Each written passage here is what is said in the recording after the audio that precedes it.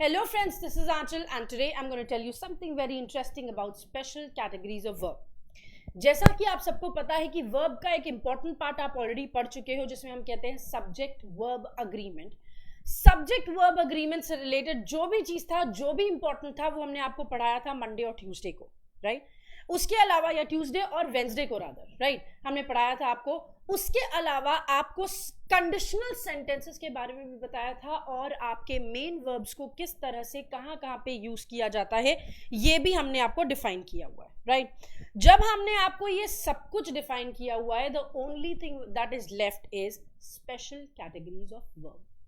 ये special categories of verb किस तरह से यूज करी जाती हैं, क्या है, ये एक बड़ा क्वेश्चन है, क्योंकि कभी कभी एग्जाम में ये आता है और आपको बिल्कुल पता नहीं चलता कि ये है क्या, राइट?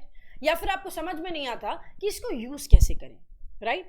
अब आप लोगों को, कुछ लोगों ने ऐसे भी कंफ्यूज किया होगा जहां पर बोल दिया finite non finite verbs. Finite आप पढ़ चुके हो, इन्हीं को नॉन फाइनाइट कहते हैं. मतलब जो वर्ब्स वर्ब की फॉर्म में तो यूज होते हैं लेकिन वो वर्ब का काम नहीं करते. मतलब उनके पास और कुछ काम है, उनकी अलग अलग कैटेगरी डिफाइंड है, लेकिन वो वर्ब का काम नहीं करेंगे. होंगे वो वर्ब के ही फॉर्म्स लेकिन वर्ब का काम नहीं करेंगे, ठीक है? तो सबसे पहली चीज क्या है, स्पेशल कैटेगरी ऑफ वर्ब को हम कैसे डिफाइन कर सकते हैं?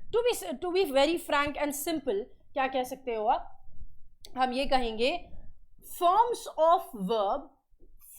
Of verb used to perform different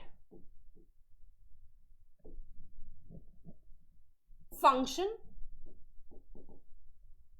other than the verb itself. मतलब जब आप वर्ब के फॉर्म्स का तो यूज करोगे लेकिन वो वर्ब का काम छोड़कर बाकी सब चीज का काम करेंगे. इसका मतलब क्या हुआ बाबू भाई? इसका मतलब क्या हुआ? तो इसका मतलब ये हुआ कि हम यूज तो वर्ब के फॉर्म्स को ही कर रहे हैं, V2, V3, V4 something like that, right? लेकिन ये डिफरेंट फंक्शंस को डिफाइन करेगा, जैसे कि ये एडजेक्टिव की तरह यूज हो जाएगा, नाउन की तरह यूज हो जाएगा, पर्पस डिफाइन करने लगेगा, ये सब. लेकिन ये वर्ब के जैसे बिल्कुल भी यूज नहीं होगा, ठीक है? क्योंकि सेंटेंस में मेन वर्ब अलग से दिया होगा, ये अपना काम कर रहे होंगे, ठीक? अब क्वेश्चन आता है कि ये स्पेशल कैटेगरीज आपने बता दिया, कैटेगरीज बता दिया, तो मतलब एक से ज्यादा है ना? तो ये क्या है? हमारे पास एक है पार्टिसिपल, दूसरा है हमारा जेरेंड और तीसरा है हमारा what? Participle, gerund and infinitive, ठीक है? तो इन्हीं को नॉन फाइनाइट भी कहा जाता है क्योंकि ये वर्ब के अलावा और फंक्शंस प्ले करते हैं. इन्हीं के बारे में अब हम बात करेंगे वन बाय वन करके, कहाँ पे क्या यूज होगा और कैसे इसको इस्तेमाल किया जाता है. क्योंकि अगर हमने इसका यूसेज नहीं पढ़ा तो इसको पढ़ना बेकार है, ठीक है? कि ये कहाँ यूज होगा, अगर हमने ये नहीं पढ़ा तो इस पूरे कॉन्सेप्ट को पढ़ना ही बेकार है. None of it is no use at all, ठीक? तो चलिए one by one let's get started with this guys, right?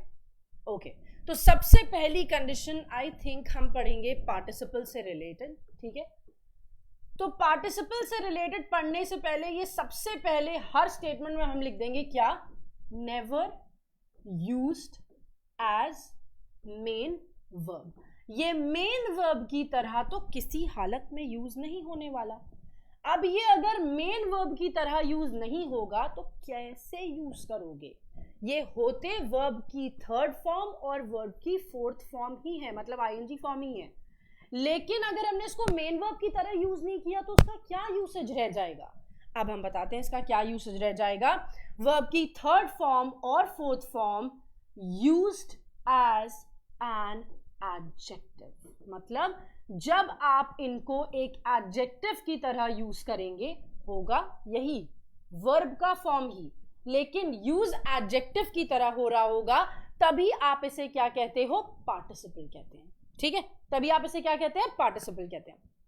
So let's start with this कि कैसे हम डिफाइन करेंगे. V3 लगाना है, V4 लगाना है, क्या होता है ये? तो एडजेक्टिव कैसे पता चलेगा? बताते हैं, ठीक? पहला सेंटेंस सपोज करो हमने लिखा the injured man was taken to hospital. मतलब चोटिल आदमी को हॉस्पिटल ले जाया गया था। यहां पर जो आपका मैन दिया हुआ है वो क्या है? नाउन है ना। और नाउन के लिए जो वर्ड यूज्ड है वो कह रहे हैं इंजर्ड है, मतलब चोट लगी हुई है। यहां पर आपका मेन वर्ब वॉज टेकन ही है अभी, है ना, मेन वर्ब अलग है, लेकिन ये वर्ब की थर्ड फॉर्म आपके एडजेक्टिव का रोल प्ले कर रही है और इसी को हम कहते हैं पास्ट पार्टिसिपल। ठीक है, इसी को हम कहते हैं past participle. The injured man, चोटिल आदमी। ठीक है, let's take one more example. If I say the dancing statue amazed everyone at the event, मतलब इवेंट पे जो डांसिंग स्टैचू था उसने सबको आश्चर्यचकित कर दिया, है ना। तो यहां क्या कंडीशन आई भाई? यहां ये कंडीशन आई आपकी कि स्टैचू हमारा नाउन था और स्टैचू कैसा था? डांसिंग स्टैचू था। ये क्या रोल प्ले कर रहा है? एडजेक्टिव का। तो जब आपका आईएनजी फॉर्म एडजेक्टिव की तरह यूज होगा तो इसे हम कहते हैं प्रेजेंट पार्टिसिपल। ठीक है, कैसे यूज हो रहा है? एडजेक्टिव की प्लेस पर ही यूज हो रहा है। देख लो तुम, एडजेक्टिव की प्लेस पर ही यूज हो रहा है, नाउन से पहले, नाउन को डिफाइन करने के लिए, राइट। लेकिन ऐसा बिल्कुल जरूरी नहीं है कि ये सिर्फ और सिर्फ नाउन से पहले ही यूज होंगे तभी एडजेक्टिव डिफाइन होगा। क्योंकि अगर हम बोलते हैं शी इज ब्यूटिफुल, तो ब्यूटिफुल शी के बाद लगा है, ब्यूटिफुल इज के बाद लगा हुआ है। तो आपको ये नहीं डिफाइन करना कि वो नाउन या प्रोनाउन से जस्ट पहले या बाद में यूज होंगे। उनका यूसेज कहां कहां पे होगा, ऑफ कोर्स ये एक बड़ा मुद्दा है। So we'll be talking about both of them कि कहां कहां हम इनको यूज करने जा रहे हैं। ठीक, चलिए, तो सबसे पहला हम प्रेजेंट पार्टिसिपल ही पढ़ लेते हैं। ठीक है, कि प्रेजेंट पार्टिसिपल का यूज आप कहां कहां करोगे। ठीक, तो कुछ वर्ब्स ऐसे हैं, क्या है? कुछ वर्ब्स ऐसे हैं, सर्टेन वर्ब्स जो अपने साथ प्रेजेंट पार्टिसिपल को यूज करते हैं। प्रेजेंट पार्टिसिपल का मतलब क्या हो गया? इट मींस आप वर्ब की आईएनजी फॉर्म यूज करोगे इन वर्ब्स के बाद। अब क्वेश्चन आता है, यार ये वर्ब्स कौन कौन से, हमको कैसे पता चलेगा? तो हम आपको बताते हैं कि आपको कैसे पता चलेगा। जब आप वर्ब्स की बात करते हो तो पहली कैटेगरी तो हो गई वर्ब्स ऑफ सेंसेशन की। अब क्वेश्चन आता है कि यार वर्ब्स ऑफ सेंसेशन ये तो कभी सुना नहीं, तो इसको कैसे डिफाइन करें? कोई बात नहीं सुना, नो प्रॉब्लम। लेकिन आप सबके पास 5 सेंसेस तो हैं। लड़कियों की बात नहीं कर रहे, उनके पास 6 सेंस भी होता है, वो बता देते हैं ये ठीक, ये गलत, ये अच्छा, ये बेकार, ये सही आदमी, ये गलत आदमी। ठीक है, सो एक्शंस परफॉर्म्ड यूजिंग 5 सेंसेस। जो आपकी 5 सेंसेस हैं, इंद्रियां हैं, उनको जो आप यूज करके एक्शन परफॉर्म करते हो उसी को आप वर्ब्स ऑफ सेंसेशन कहते हो। ठीक है, अब कुछ एग्जाम्पल्स अगर देते कि मैम ठीक है आपकी बात तो समझ में आ गई, लेकिन थोड़ा सा बताएंगी वर्ब कौन कौन से होते हैं। जैसे फॉर एग्जाम्पल आपके पास सबसे पहले सपोज करो आंख है, आईज है, राइट। सो आईज से आप क्या करते हो? You look, you see, right. आपके पास कान है, कान से what do? You hear somebody और may be you listen to someone, right, है ना। Moving on to the next part, if we talk about the third sense, that is our skin. So skin से what do? You feel something, right? Fourth sense है आपकी tongue. Tongue से आप क्या करते हैं? Taste. And last sense है आपका nose. Nose से आप क्या करते हो? Smell, right? जो अभी हमने किया था वो तो sniffing थी, लेकिन स्मेल करते हैं हम बेसिकली, राइट। सो ये सारे वर्ब्स क्या होते हैं? आपके वर्ब्स ऑफ सेंसेशन होते हैं। तो सबसे पहली कंडीशन हमारी यही है कि वर्ब्स ऑफ सेंसेशन के साथ आप आईएनजी फॉर्म का यूज करोगे। ठीक है, ओके। फॉर एग्जाम्पल हमने बोला the principal heard the boys shout and scream. The principal heard the boys shout and scream. जल्दी से इसका आंसर कमेंट सेक्शन में प्लेस करिए, और जैसे आप प्लेस करेंगे उसके बाद हम दूसरा सेंटेंस अब तक लिख देते हैं आपके लिए। ठीक है, okay, the sheep was seen graze in the field. Getting my point? ठीक है, यहां पर अब देखो मेन वर्ब क्या है, हर्ड. किसका फॉर्म? हियर का है कि नहीं? वैसे ही सीन मेन वर्ब है, किसका फॉर्म? सी का. एक हमने कान का यूज कर लिया, एक हमने आंख का यूज कर लिया. ठीक है, so the principal heard the boys shout and scream. इनके बाद के जो वर्ब्स होंगे वो आईएनजी फॉर्म में आएंगे. इनको चेंज मत करना, इनको चेंज मत करना. ये हर्ड हर्ड ही रहेगा, ये सीन सीन ही रहेगा. इसके बाद द वर्ब नहीं है, बॉयज वर्ब नहीं है, शाउट और स्क्रीम वर्ब है. सो ये हो जाएगा the principal heard the boys shouting and screaming. जो नेक्स्ट आने वाले वर्ब्स है, अपकमिंग वर्ब्स है, उनको आप आईएनजी फॉर्म में लिख दोगे. ठीक है, मूविंग ऑन. वैसे ही सीन के बाद आपने ग्रेज दिया है, ये गलत है. आप क्या करेंगे? ग्रेजिंग इन द फील्ड को यूज करोगे. Clear with this concept? I hope कुछ वर्ब्स आपको समझ में आ गए हैं. अभी तो हमने बात करी है देखो वर्ब्स ऑफ सेंसेशन की. ठीक है, एक और कंडीशन है, कुछ और वर्ब्स है apart from verbs of sensation जहां पर प्रेजेंट पार्टिसिपल लगता है. ठीक है, जैसे आपके पास है ऑब्जर्व, आपके पास है observe, catch, leave, observe, catch, leave, और एक और परसीव. ठीक है, और है परसीव. तो इन सब के साथ भी आप क्या करते हैं? आप प्रेजेंट पार्टिसिपल का ही यूज करते हैं. प्रेजेंट पार्टिसिपल का यूज मतलब क्या हुआ? आप यहां पर भी क्या करोगे? आईएनजी फॉर्म को यूज करोगे. ठीक, इज दैट क्लियर? अब फॉर एग्जाम्पल यहां पर अगर हम देखें, okay, the boys were caught bunk the class last week. बताओ क्या करें, कैसे सेंटेंस को बिलीव करें? बताओ. हमने बोला he left the family wept. If you look at this sentence, सबसे पहला क्या कह रहा है? The boys were caught bunk the class last week. Boys को पकड़ा गया था. कॉट किसका फॉर्म है? कैच का, है ना? तो इसके आगे आने वाला verb bunk should be bunking the class, ING form, right? Present participle. वैसे look at the second sentence, he left the family wept. Left क्या है? लीव का फॉर्म. तो क्या होगा इसके आगे? वेप्ट नहीं, we will write weeping. Weeping. Got it? Clear है इतना कॉन्सेप्ट आपका? ठीक है, प्रेजेंट पार्टिसिपल समझ में आ गया पूरी तरह से, कहां यूज होएगा, कैसे यूज होएगा, राइट? अब आते हैं हम सेकेंड चीज पे, जहां पर कुछ वर्ब्स आपके पास्ट पार्टिसिपल को फॉलो करते हैं. पास्ट पार्टिसिपल का मतलब हो गया क्या? इसका मतलब हो गया वर्ब की थर्ड फॉर्म को. ठीक, अब क्वेश्चन आता है कि ये कौन से वर्ब्स हैं. तो यहां पर इतना हम कोई कॉम्प्लिकेट नहीं करेंगे कि यहां पर सेंसेशन समझाएं या कुछ भी ऐसा. सीधे सीधी बात है. क्या? अगर आपके पास मेक है, विश है, वांट है, मैं इसको थोड़ा सा ठीक से लिख दूं. ठीक है, मेक, विश, वांट, डिजायर और गेट.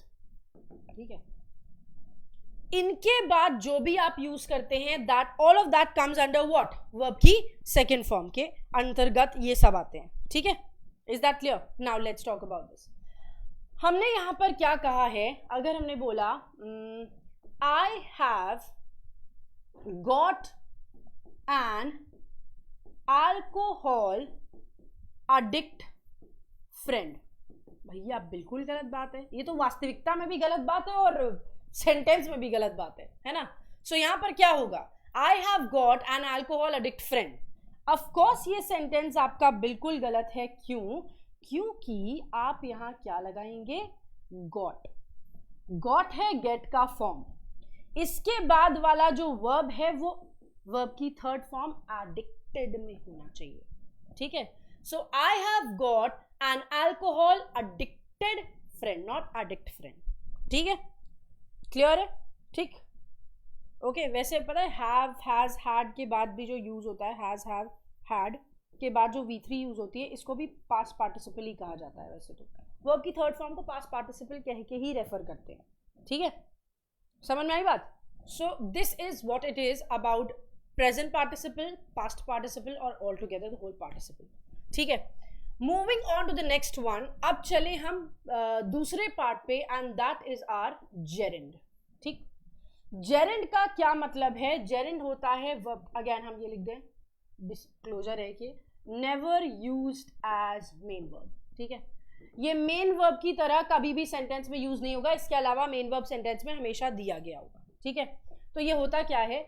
ये होती है वर्ब की ING form used as a noun.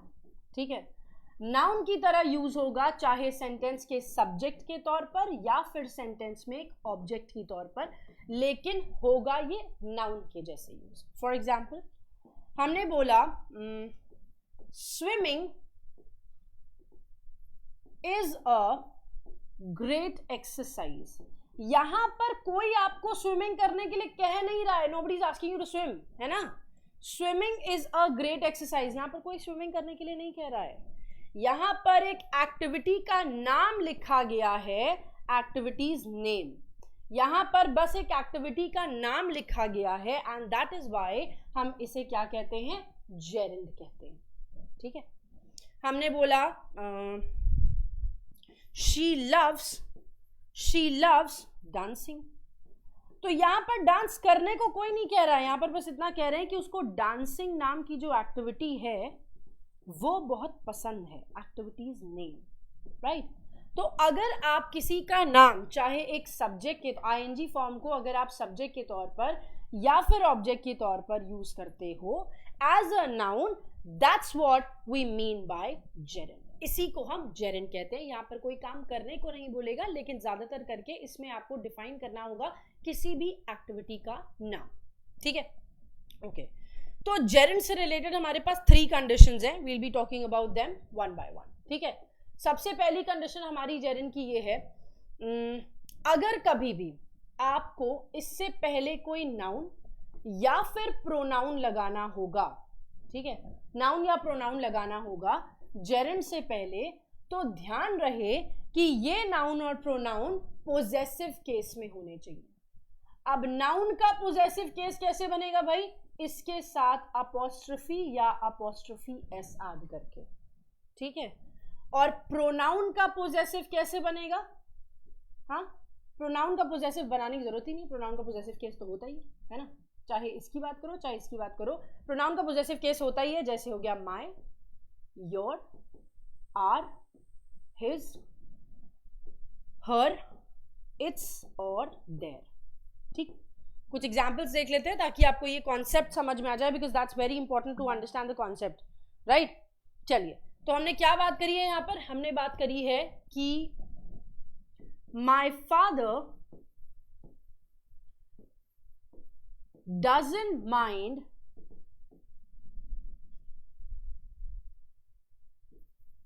My son asking too many questions. मेरे पिता को प्रॉब्लम नहीं होती जब मेरा बच्चा उनसे बहुत सारे क्वेश्चंस पूछता है। बताइए यहाँ क्या गलती है, बताओ।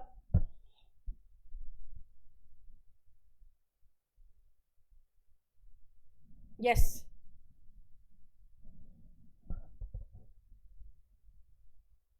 ओके, तो क्या होगा यहाँ पर? क्या गलती है यहाँ पर? यहां आपने लगा रखा है ING form.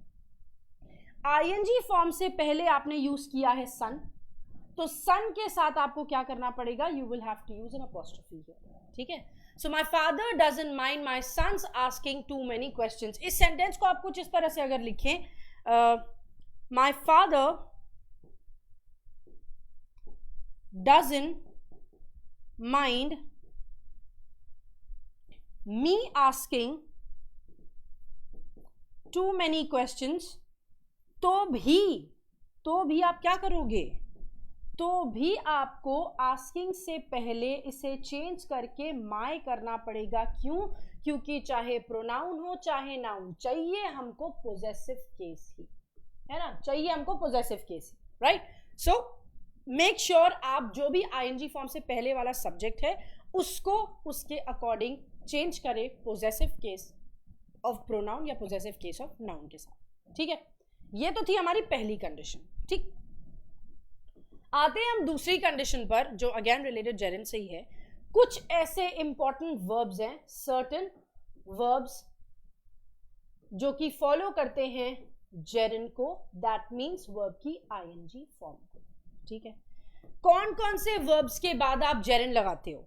So we have like detest, dislike, avoid, love, hate, keep. Love के साथ 2+V1 भी लगता है। तो कुछ वर्ब्स ऐसे हो सकते हैं जो आपको लगे कि यार ये तो रिपीटेड है, ये तो हमने जेरेंड में भी देखे थे और ये इन्फिनेटिव में भी आ रहे हैं। तो ऐसा होता है कुछ वर्ब्स, जैसे लव है, I love to dance, I love dancing, दोनों करेक्ट है। लव और हेट के साथ 2+V1 भी करेक्ट है, लव के साथ आईएनजी फॉर्म भी करेक्ट है, हेट भी उसी का ही पार्ट है, ठीक है। तो कीप हो गया। What else we have? Help and prevent, stop, prevent, stop, urge, encourage and okay we have try. Try के साथ भी 2+V1 भी, try to do this, try doing this, दोनों लगता है, ठीक है। Try, tolerate and understand. ये जो वर्ब्स हैं ये आपके लिए इंपॉर्टेंट है भाई, कि इन वर्ब्स के बाद आप क्या करते हो, what do you place to, आप जेरेंड का यूज करते हो। For example let's talk about some sentences. हमने बोला okay, avoid to overwrite on a check. Check के ऊपर गुचुड़ पुचुड़ करना छोड़ दो, मत किया करो, गलती हो गई तो वहां जाओ, बोलो मैं इसको काट के यहाँ ऊपर लिख रहा हूँ, फिर यहाँ पे साइन भी कर दे रहा हूँ। So avoid to override on a check, एक के ऊपर एक मत लिखो, ठीक है।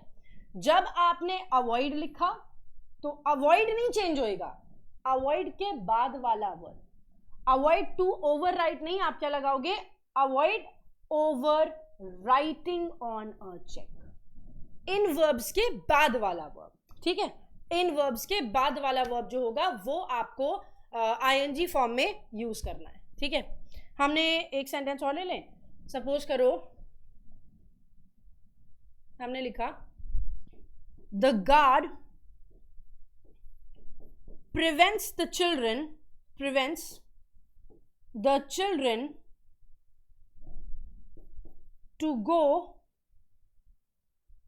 to go outside the building।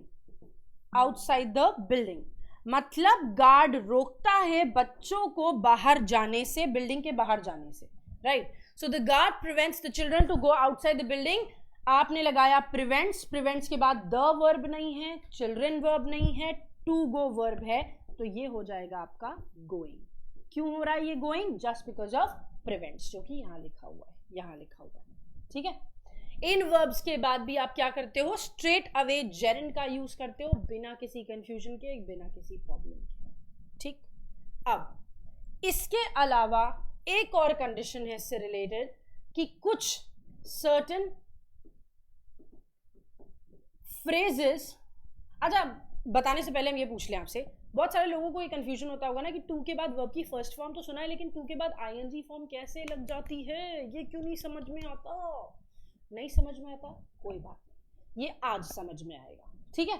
हमने क्या बोला, certain phrases ending with to, कुछ फ्रेजेस जो टू में एंड करते हैं, शोइंग कंपल्शन, किसी तरह का ये कंपल्शन डिफाइन करते हैं।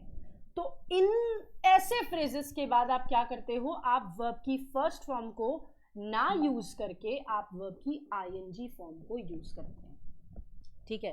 अब क्वेश्चन आया, यार ये कौन से फ्रेजेस हैं जो कंपल्शन भी शो करते हैं, टू में भी एंड होते हैं, इतनी सारी कंडीशन कैसे लगा दी आपने? तो यहां पर कुछ ऐसे होते हैं phrases, accustomed to, objected to, what else, looking forward to, and we have used to. ठीक है, डिफरेंस ये है, ये कंपल्शन, प्रोन टू भी लगा सकते हो यहां पर, ठीक है, कि आदत पड़ी हुई है भाई, है ना, प्रोन टू. तो ये सब जो वर्ड्स हैं, लेकिन ये कंपल्शन शो करने चाहिए. Compulsion is very much important. ठीक है, कंपल्शन कैसे इंपॉर्टेंट है, let's talk about that. Right, हमने बोला I used to drink canned juice. ठीक है, तुमने क्या सोचा, कुछ और लिखेंगे सर? चलो बताओ. I used to drink canned juice. यहां पर कोई कंपल्शन नहीं शो कर रहा है, यहां पर कह रहा है भाई पहले आदत थी कैंड जूस पीने की, पहले आदत थी, अब कहां कंपल्शन, अब थोड़ी है कंपल्शन, प्रेजेंट में कंपल्शन शो करना चाहिए. So I used to drink canned juice is correct, is correct. ठीक है, लेकिन अगर हम इस सेंटेंस को ऐसे लिखें, I am used to drink canned juice, मतलब कैंड जूस पीने की हमको आदत है, क्योंकि हमने आदत को डिफाइन किया है यूज्ड टू से, जो कि हैबिट है, और हैबिट से पहले हमने एम लगा दिया है, जो कि प्रेजेंट का कंपल्शन डिफाइन कर रहा है. हैबिट कंपल्शन ही तो होता है कि अर्ज है यार, करना पड़ेगा. ठीक है, so I used to drink नहीं होगा, अब आपको इसको ड्रिंकिंग करना पड़ेगा, अब आप इसको ड्रिंकिंग करना पड़ेगा. ठीक है, हमने बोला टू क्या कर सकते हो,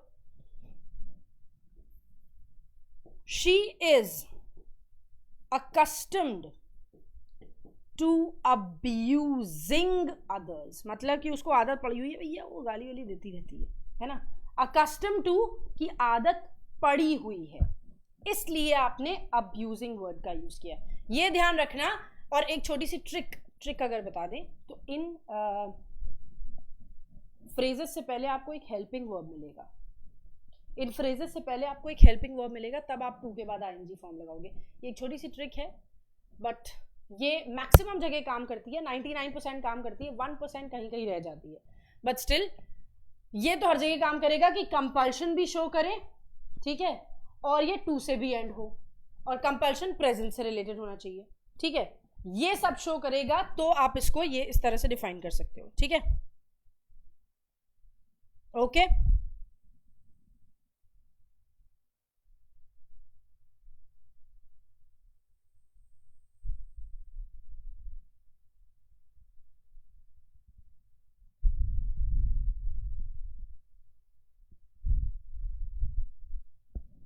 ओके गाइस, दैट्स इट. चलिए अब हम बढ़ते हैं आगे नेक्स्ट कंडीशन की तरफ. अपनी जेरेंड हमारा हो गया, पार्टिसिपल हमारा हो गया, थर्ड इज इंफिनिटिव. ठीक है, third is infinitive. Got it. अभी इंफिनिटिव क्या है, इंफिनिटिव होता है, अगेन एक डिस्क्लेमर दे दे, क्या, never used as main verb. इसको भी आप मेन वर्ब की तरह यूज नहीं करेंगे. ठीक है, तो उसका क्या काम है भैया, तो इन्फिनिटिव यूज होता है to plus verbs first form, या फिर सिर्फ वर्ब की first form, use to define purpose of something. जब आपको किसी चीज का पर्पस डिफाइन करना होता है कि क्यों हो रहा भैया उसको, तब हम इन्फिनिटिव का यूज करते हैं. ठीक है, अब अगर हम टू प्लस वर्ब की फर्स्ट फॉर्म की बात करें तो ये होता है आपका प्लेन इन्फिनिटिव. ठीक है, इसे हम कहते हैं प्लेन इन्फिनिटिव. और जहां पर वर्ब की फर्स्ट फॉर्म ही लगती है सिर्फ टू के बिना, that is called bare infinitive. ठीक है, इसे हम कहते हैं बेयर इन्फिनिटिव. दोनों का यूसेज डिफाइन कर देंगे, कहां पर क्या लगेगा ये भी हम आपको बता देंगे, so don't worry about that. ठीक, चलिए जैसे कि हमने बोला आई एम गोइंग आउट. ठीक है, हम बाहर जा रहे हैं, तो आपने बस ये डिफाइन कर दिया हम बाहर जा रहे हैं. क्यों जा रहे हैं, पर्पस क्या है, आपने बोला टू मीट माई फ्रेंड्स, बताया ना पर्पस, अपने दोस्त से मिलने. ठीक है, I am going out to buy some rice. हम बाहर जा रहे हैं, क्या कर रहे हैं, चावल खरीदने. ठीक है, I am going out to see a doctor. हम बाहर जा रहे हैं क्या करने, डॉक्टर से कंसल्ट करने। तो जब जब आपको पर्पस डिफाइन करना होता है तब आप 2+V1 का यूज करते हो सेंटेंस में। Is that clear guys? Yes, is that clear? हाँ जी, क्लियर है? ठीक है। अब आओ जरा देखें कहां कहां पर इनको यूज किया जाएगा। तो कौन से वर्ब्स हैं, सर्टेन वर्ब्स जो कि फॉलो करते हैं आपके प्लेन इंफिनिटिव को, दैट मीन्स 2+ वर्ब की फर्स्ट फॉर्म को, राइट? कौन कौन से वर्ब्स हैं जो आपको फॉलो करते हैं 2+ वर्ब की फर्स्ट फॉर्म को? ठीक है, so we have a lot of verbs like that. We have agree, we have happy, देखो डिजायर यहां पर भी आ रहा है और पार्टिसिपल में भी था, ठीक है। डेयर, होप, होप के साथ 2+V1 भी लगता है, मतलब 2+V1 ही तो अभी तो हम डिस्कस करें वैसे। Eager, what else can be right? Refuse, fail, refuse, fail. आप लोगों को आइडिया है तो प्लीज कमेंट सेक्शन में प्लेस करते जाइए, ठीक है। Expect, we have glad, What else? We have here. See, देखो here यहां पर भी है और here आपके प्रेजेंट पार्टिसिपल में भी था, है ना। easy, wish और want, आपको याद होगा ये पास्ट पार्टिसिपल में थे, यहां पर भी हैं, ठीक है। love और hate जो आपके प्रेजेंट पार्टिसिपल में भी थे और यहां पर भी हैं, ठीक है। तो इनके बाद आप क्या करते हो, आप प्लेन इन्फिनिटिव का यूज करते हो। फॉर एग्जाम्पल हमने बोला I will be more than happy help you। ये पढ़ने में सुनने में थोड़ा गड़बड़ लग रहा है भैया, हैप्पी लगा है, हैप्पी लगा है, हैप्पी के बाद टू हेल्प आना चाहिए, 2+ वर्ब की first form, right. I will be more than happy to help you. वैसे ही हमने लिखा, सपोज करो she loves spend time with her friends, वो अपने दोस्तों के साथ उसको समय बिताना बहुत पसंद है। तो क्या हुआ, loves लिखा है, loves के साथ अब या तो spending कर दो क्योंकि यहां पर ing भी करेक्ट माना जाता है, या तो to spend कर दो, दोनों में से एक काम करना पड़ेगा भाई, है ना।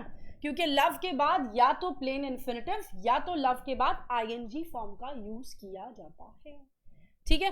क्लियर है? सबसे पहला यूसेज प्लेन इन्फिनिटिव का आपको हमने बता दिया, ठीक है।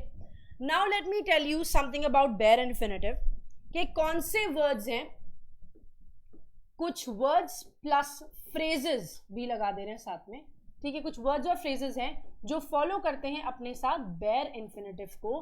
बेयर इन्फिनिटिव का फिर से मतलब क्या है कि आप सिर्फ वर्ब की फर्स्ट फॉर्म यूज करेंगे बिना टू के, ठीक है ना।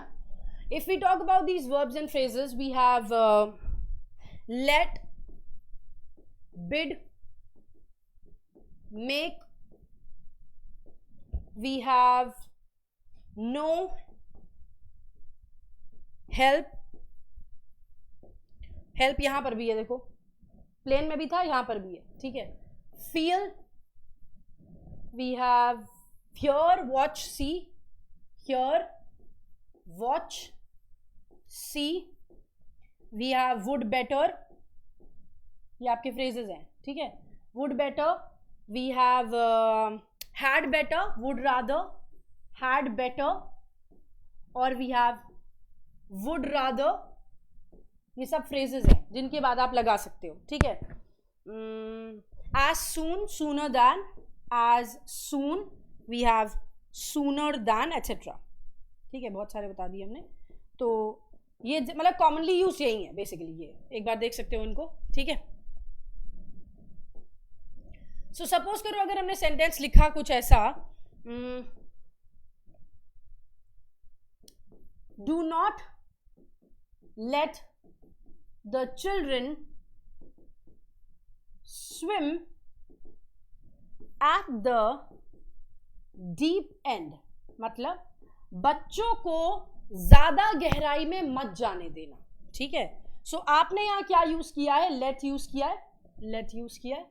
लेट के बाद आपने स्विम को यूज कर लिया, दैट इज वर्ब की फर्स्ट फॉर्म विदाउट टू के, बिल्कुल सही। अगर यहां टू लिखा होता तो वो गलत होता, बट ये सेंटेंस एब्सोल्युटली करेक्ट है, ठीक है। हमने बोला okay, I would rather to go for an SUV than a sedan, मतलब हम एक SUV कार को प्रेफर करेंगे सेडान के कंपैरिजन में। तो हमने क्या किया है, वुड रादर का यूज किया है। बाबू वुड रादर कहाँ लिखा है, ये लिखा है, उसके बाद टू नहीं हो सकता। I would rather go for an SUV than a sedan, that's what we have to write here. Okay, is that clear? तो आई होप ये पूरी तरह से क्लियर है आपको, और पूरी तरह से हमने आपको सब कुछ बता दिया है इसके बारे में। This was it from my side for special categories of verb. अब इनको बहुत सेंसिबली आप यूज करिएगा, ठीक है।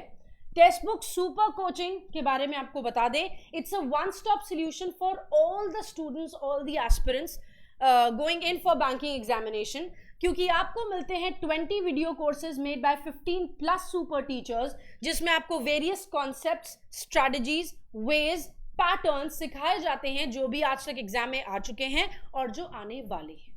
अपार्ट फ्रॉम दैट आपके पास नेक्स्ट स्टेप होगा आपका प्रैक्टिस का। So you will get 1000+ mock test, जो कि आपको बिल्कुल भी परेशान नहीं करेंगे, और ये आपको ज्यादा से ज्यादा प्रैक्टिस कराएंगे, ज्यादा से ज्यादा क्वेश्चंस दिलाएंगे।